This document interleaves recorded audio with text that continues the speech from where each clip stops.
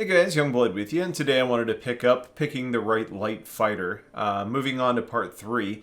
Now, in the prior two videos, we've covered so far the 125A, the Arrow, the LN, the Titan, the Delta, the 325, the Tana, the Gladius, and the Hawk, with some mentions and conversations surrounding the Warlock and the M50, though they weren't on the list initially. Now we're going into the third installment, moving into ships that are passing in value of $100. And at $110, there's two ships, being the Buccaneer and the base F7C Hornet. I'm going to go ahead and start with the Buck, which is a small fighter that was created when they had difficulty making the Cutlass all the things that it was supposed to be. The Buccaneer is an offensive powerhouse. It has one size 4 hardpoint, two size 3 hardpoints, and two size 1 hardpoints, giving it overall the second highest DPS output with repeaters at 646. There is also an advantage to all of these hardpoints with just pure numbers of them, meaning that you have the ability to start mixing and matching and still retaining damage output. For example, you could opt to have a single size 4 distortion weapon, quickly knock out shields and disable the ship, and then you still have 4 guns that can be used to deal real damage. You could also go with 3 laser weapons to do the majority of your damage and be able to start mixing in a few of the ballistics to use when you really need to get that extra oomph on your targets. Now, while not really needed, you do also have 4 size 2 missiles to help with your engagements and tying people up. It's not a big missile loadout, but it's, pretty par for the course with these ships. The Buccaneer was initially supposed to be a glass cannon, and while it's got the cannon part down pretty well, the glass part isn't as fragile as you would expect it to be. It has a hull HP of over 15,000 with a nose and body HP at 3,200 apiece, which makes it, on paper, fairly sturdy. There are problems, though, specifically that the wings are pretty easy to be blown off, along with the engines that tend to get knocked out pretty quick. And when that happens, you lose weaponry and you lose flight characteristics, and that tends to spell a lot of trouble. Overall, the ship blasts well, and it provides decent ability to stay in a fight, but the longer you stay out without repairs, you're going to start having a bad time. The Buccaneer used to have a pretty tremendous acceleration with those gigantic engines on the back, but that's changed fairly recently. And you're fairly far behind ships like the Gladius and the Arrow now, and with a pretty lackluster pitch, yaw, and roll, you end up kind of being outclassed in close quarters. Your top speed in SCM is 2 meters per second faster than a Gladius, and one of the faster ships in the game at top speed cruise.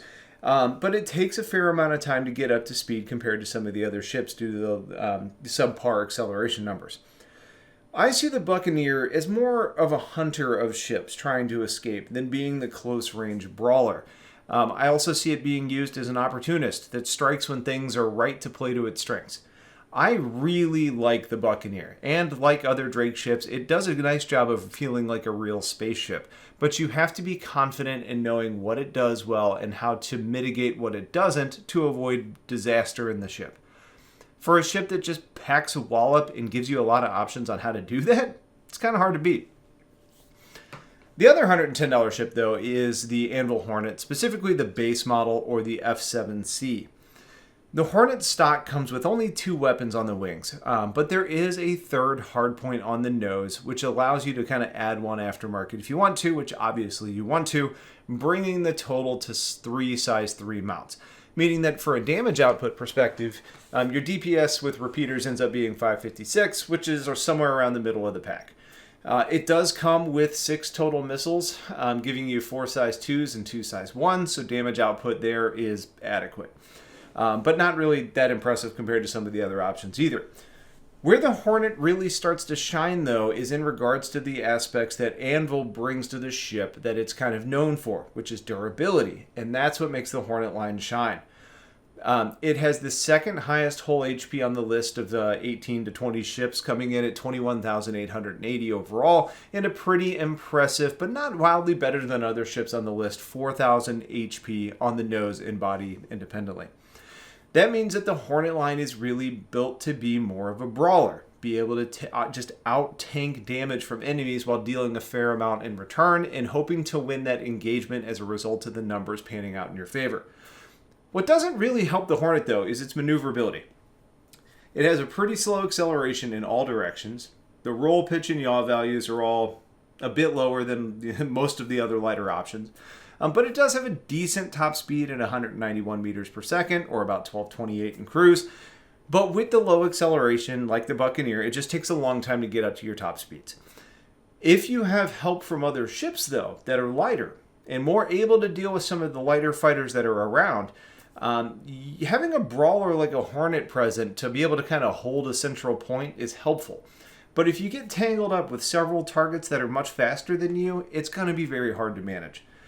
You can kind of mitigate some of that by, especially in PvE, by leveraging reverse strafe, which creates distance between you and the charging target, and limiting how much time you spend chasing in favor of almost acting as a stable turret and rotating around to keep your target in front of you, because the key is not having somebody end up behind you. Overall, the Hornet is a good option, but I'd probably look elsewhere for more overall effectiveness. The next step up in pricing, though, is a pair of ships. It's two variants of the same ship, really, which is the Asperia Talon and the Talon Shrike. Asperia is actually a human company that makes recreations of alien ships, and the Talon fighters are actually based on Teveran designs. The Teveran, who are bird people, were the UEE's kind of target or adversary in a previous war. And they ended up having excellent tactics that often relied on hit and run, surprise, and just overall good strategy. The Talon is a fighter that, from bird people, shouldn't be surprising, but it looks like a bird.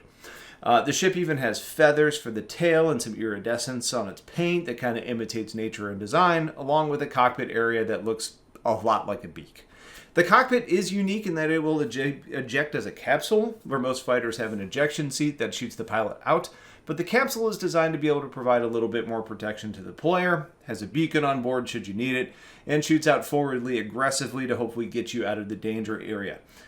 That doesn't really impact how you fight, aside from knowing that losing your ship may mean that you have a greater survivability in deep space, or maybe it just means you're easier to be found. How that all pans out in the long run, time will tell when search and rescue becomes a thing.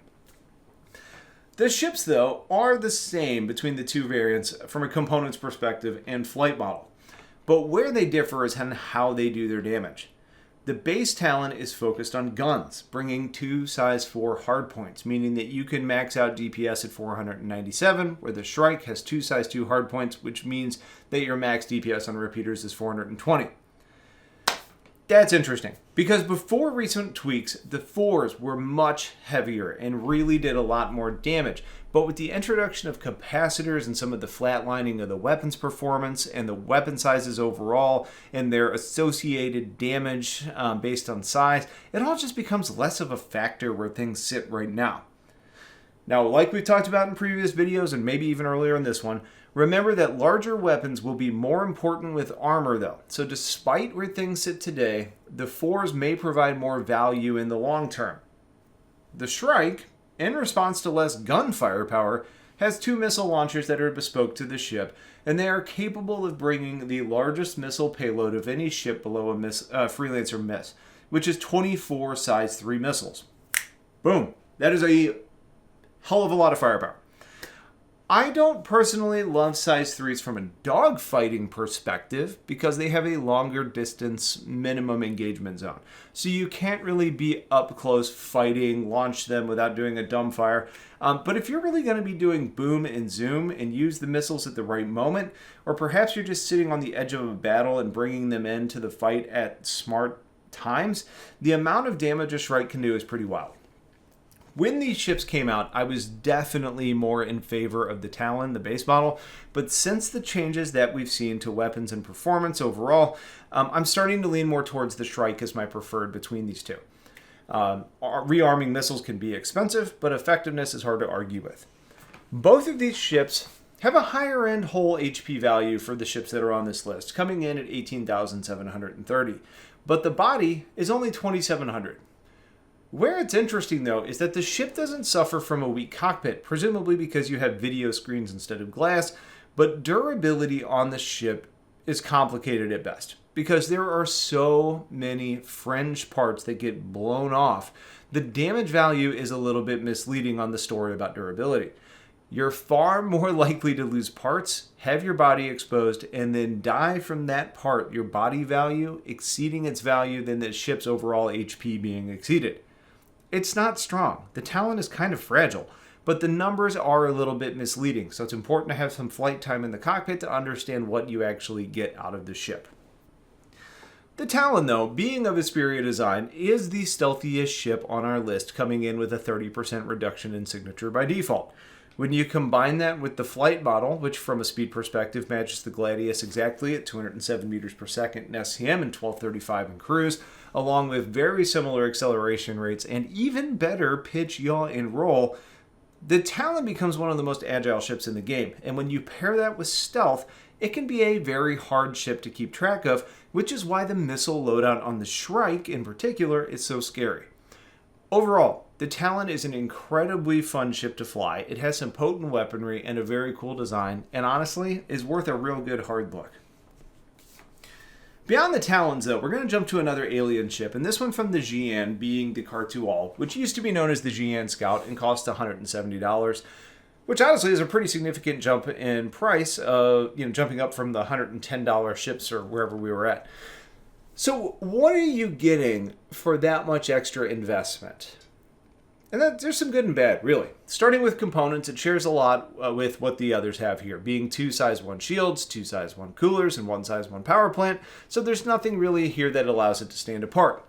You do have 2 size 4 hard points, but that's really it because you don't have any missiles. So you're now sitting much like the Talon, which has a DPS of 497 with 2 fixed Rhino repeaters, making it a very low DPS option on the list.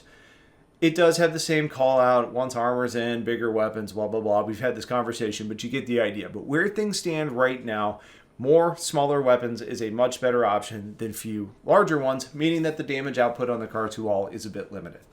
From a durability perspective, technically the overall HP of the Khartu-Al is 14,640, which is about midpoint for the ships that we're covering in this series. However, the Khartu is basically shaped like a flying hand, and there's parts of that stick off naturally in a lot of directions, and they tend to get blown off very easily if hit.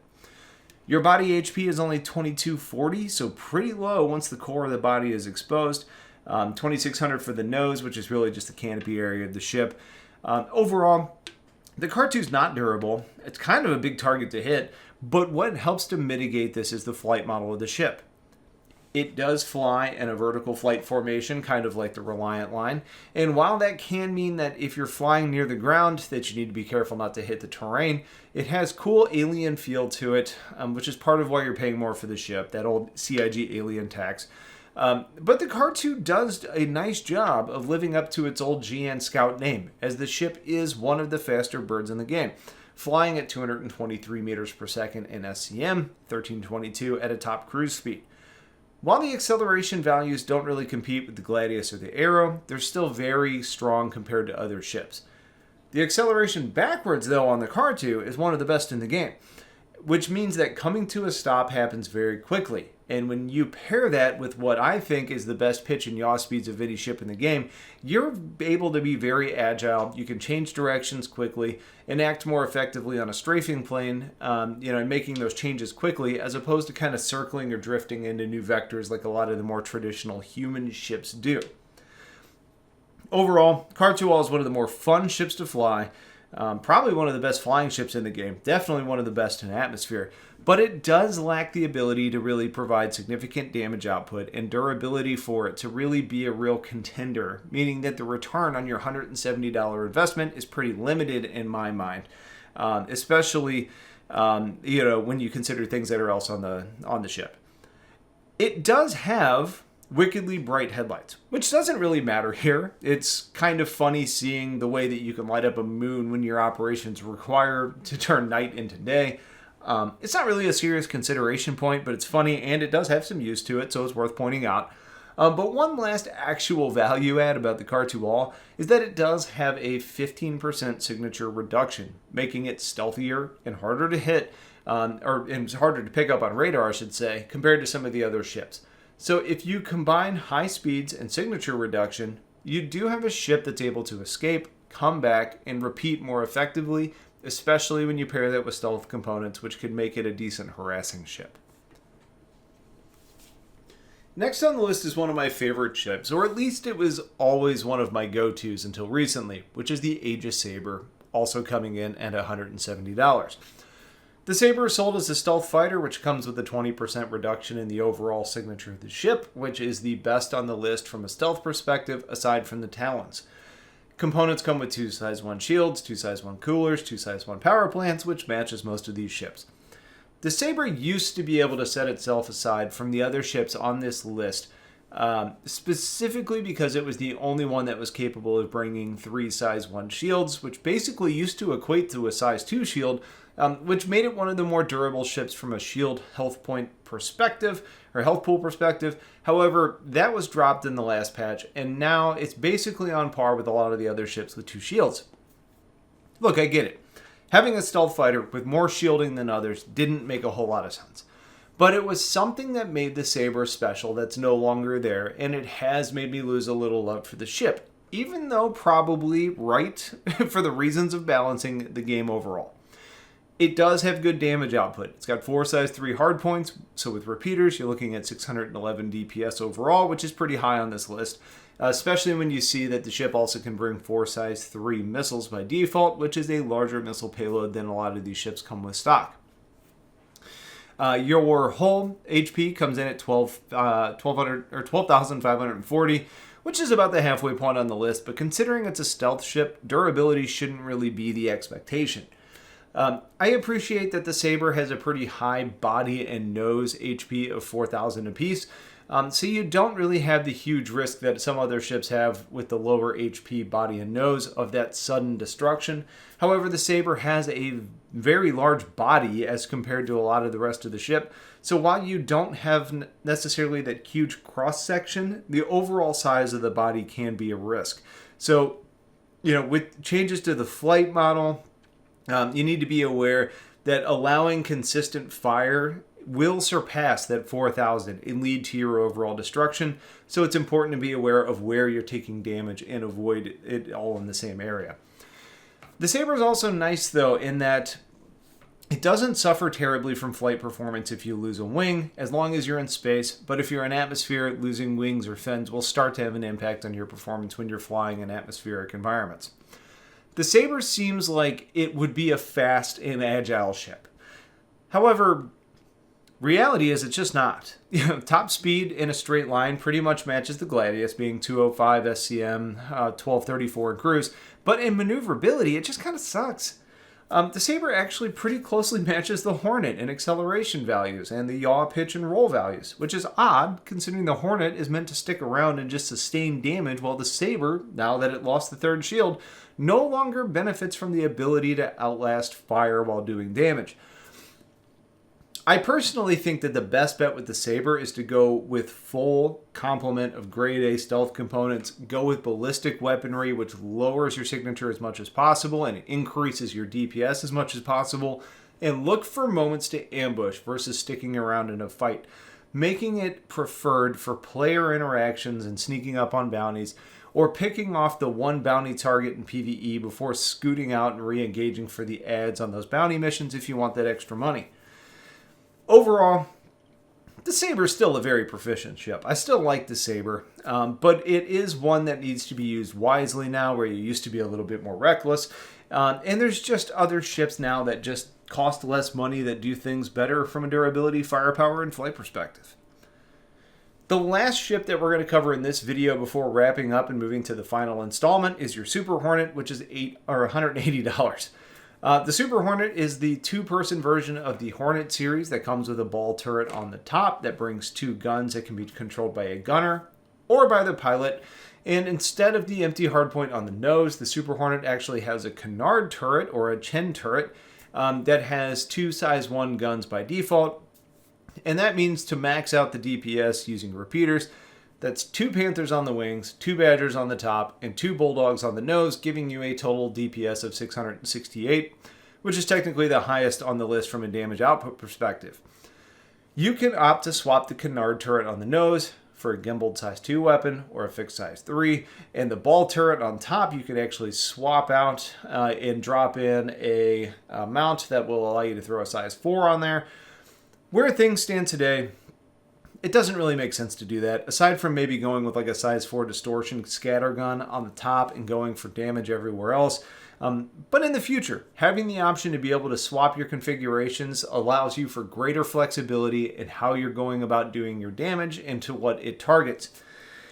In addition, this is the ship with the highest DPS output on the, or in addition to having the highest DPS output on the list, the overall HP of the hull is 21,960, which easily gives it the highest HP of any ship on this list. And matching the Sabre, you have 4,000 for the nose and the body. So you've got the ship with the highest DPS output and the highest ability to take damage, which is a really good combo. It's actually the greatest risk to the Super Hornet is exceeding the nose or the body HP because the ship isn't fast or agile. So a lighter fighter that's able to get into a blind spot and keep consistent fire on those sections can bring you down faster than you would expect. That slow flight model isn't as bad as I sell it though. It's not good, but it's not terrible. Acceleration values are less than the Sabre, but better with yaw, pitch, and roll. And overall, it flies pretty similar to a Buccaneer. I would say that your best bet when using a Super Hornet is to create as much distance between you and your target as possible, potentially slowing the engagement down and strafing in reverse while yawing and pitching as necessary to keep your enemy in front of you as long as possible. If you're getting a really good pilot behind you, you can really be in trouble. So you need to just figure out how to change the engagement type to try and be able to get some shots and force them back into a new position or a new pattern to try and lock you down. You're not going to out-rotate most of the ships that are going to be fighting him. You can give a lot of damage output while sustaining a fair amount. And while the second seat is helpful for search and rescue or if you're actually wanting a gunner, and that gunner could help you with a ship that's in a blind spot, but for the sake of comparing single-seat fighters, that doesn't help in this argument because we're talking about a pilot controlling all of your weaponry. Overall, the Super Hornet does a great job with PvE, a good job with PvP, but you do get outclassed in flight model, and you need to know how to mitigate that overall. And that will frankly come with flight time. So that's going to wrap up part 3 of a bunch more ships. What we'll cover in the last video, or part 4, coming soon, is going to be the Defender, the Glaive, and then the overall recommendations on picking the right light fighter. So if anyone has different feelings or more to add, please get those comments in the below to help others out. That's it for now. Thank you all for watching. Stay tuned for a lot more coming soon. Have yourselves a wonderful day, and take care.